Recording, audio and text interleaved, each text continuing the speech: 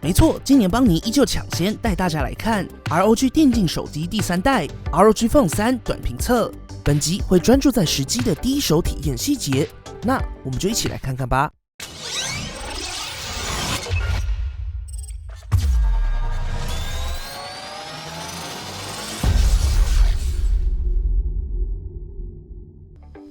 首先是电竞定位机种最重要的效能 ，ROG Phone 3依旧是全球抢先搭载 Qualcomm Snapdragon 865 Plus 5G 行动平台的机种之一。在 Snapdragon 865 Plus 上的最高时脉达 3.1 GHz， 并且搭配最高 LPDDR5 16GB 的 RAM 以及 UFS 3.1 512GB 的 ROM。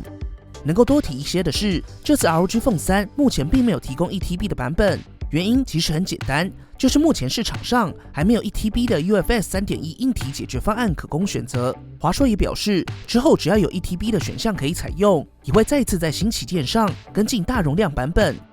续航上依旧是搭配给好给满的6000毫安时电池，并且提供30瓦快速充电。而在萤幕上一样是维持平面设计，没有采用全萤幕或是曲面的方案。规格上搭载 6.59 寸 Full HD Plus 的 AMOLED 显示器，拥有144赫兹的萤幕更新率以及270赫兹的触控采样率，在反应时间上达到1毫秒。而在显示效果上，数据上 Delta 1小于1，支援10bit HDR 显示，同样支援 Always On Panel， 并且有更多解锁特效跟时钟样式可以选择。音效上一样采用前置双喇叭，并且推出了 GameFAX 音效技术，进一步提升游戏时的听声辨位能力，并且在外放时的各种指标上都采用了对应的技术进行增强。实际外放效果，帮你后续如果有上手机台，再进一步为大家实测。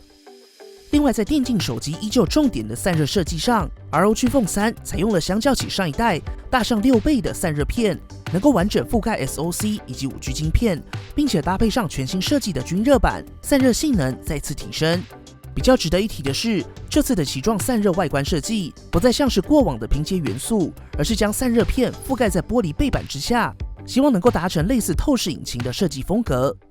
同时，华硕也带来了新一代空气动力风扇 AeroActive 3，同样提供了 3.5mm 耳机接孔。外观设计上 ，ROG Phone 3代机种在主要 ID 上差异不大。ROG Phone 3在机身上同样有幻彩的线条勾勒，搭配上必须要有的 ROG 败家之眼信仰灯，在外观上依旧继承了 ROG Phone 历代的外观设计，同时再次保留了侧边接孔。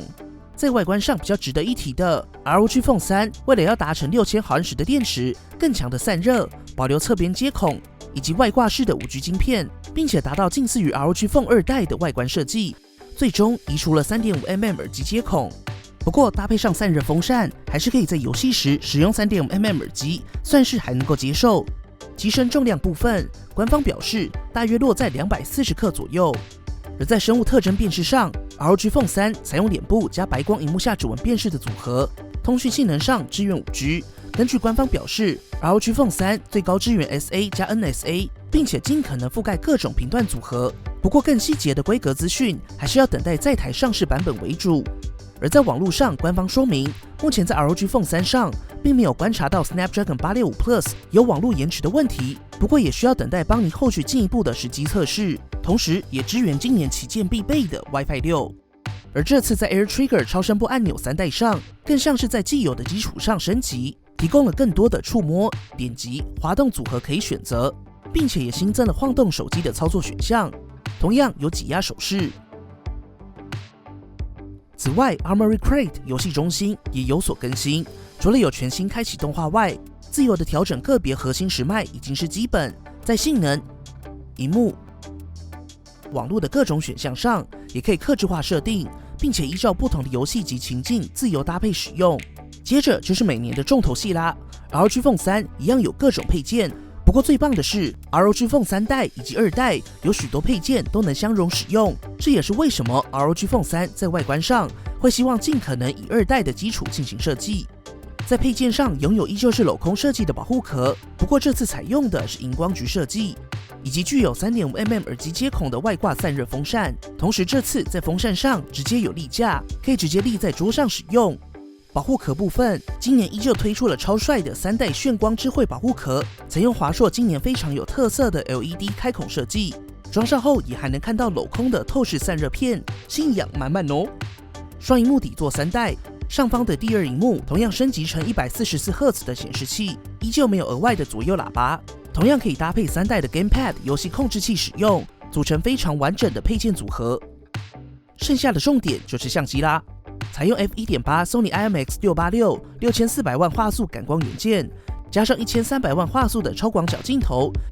以及微距镜头，组成3镜头模组。